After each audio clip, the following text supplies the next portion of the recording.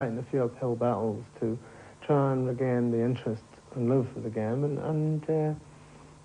yeah, I feel as if I'm going to play well, and no matter about what's happened to me over the past day or so, I feel as if I can come up with the goods. What's it been like for you today? How much has it taken out of you being pursued everywhere you go by the press pack? Well, I mean, I'm quite used to the press pack, I mean, because I'm what's termed newsworthy. I don't think it can be said for too many people in regards to what is newsworthy and what is not, but it does seem very apparent that I'm newsworthy. I mean, that's whether I actually play snooker or whether I go and wake up one morning and tell the postman I don't want the mail. I mean, that it's news and all the rest of it. You accept that, though, do you? Well, I have to accept it under all the circumstances that do prevail in my life. And the ideal thing is that for some time I lost a lot of interest in snooker, and I felt that I owed a great deal to my new management. You know, framework and the boys surrounding framework, Tony, Joe and John Parrott, that we could try and put something together and be a very attractive force within the game.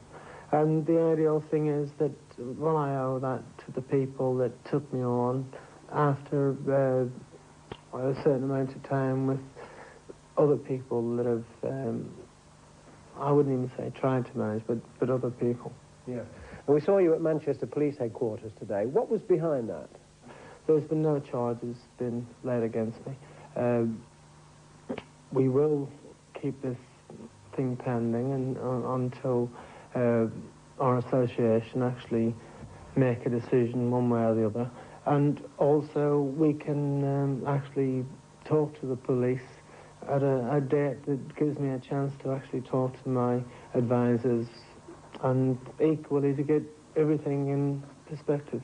Were you summoned to the police station, or did you go along anyway? I went along voluntarily, but it was very generous of the police to understand the very fact that I am in the middle of a tournament, and they, as well, didn't know whether I'd be playing or not playing, and they were gracious enough to meet me in Manchester, or I to meet them in Manchester. It's been a tough season for you so far, hasn't it? One or two people are beginning to write you off. Well, I mean, like, it's... one can be written off and equally sort of downtrodden and all the rest of it, but one has to understand the circumstances. And there's an awful lot of circumstances that must be taken into consideration. I think there's been enough said about this and that. And well, I'm pleased to be in the quarter-final. I know when I come good and I know when I try. I know at the moment I'm very dangerous playing snooker, and I'm not playing with any amount of practice. I'm playing with heart. Now, when you go to Preston tomorrow, of course, you're going to have to meet the people who were involved in that alleged incident last night. Is that going to be difficult?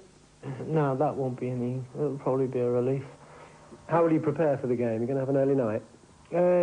I wouldn't think I'd have an early night. I think I might go and eat. I've been deprived again of eating today.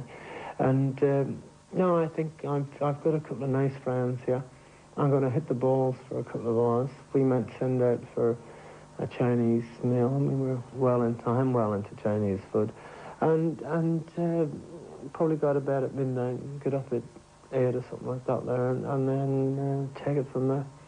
Now, you're off on a Britain tour, which begins in Bournemouth, I think, early next month. How do you think your fans will react to you, Alex? Will some of them abandon you, or will they still rally round you? Well, I think that snooker has gone very much television these days, and the lack of people touring and going back to the grassroots of the game. I mean, like, before everybody became superstars, it was very enjoyable to actually turn around and go and play and meet the people, because if you meet people on their own patch, in their own club, in their own circumstances, they're very warm. People get aerated about snooker at these tournaments and stuff like that there, because you're generally pushed from pillar to post. When you finish the match, it has to be the press or it has to be this. So the fans are more or less left out. Is there any chance of you living like a monk for the rest of the season, keeping out of the headlines? Well, it's not a case of me keeping out of the headlines. It's just a case of me sort of being allowed to enjoy the odd win.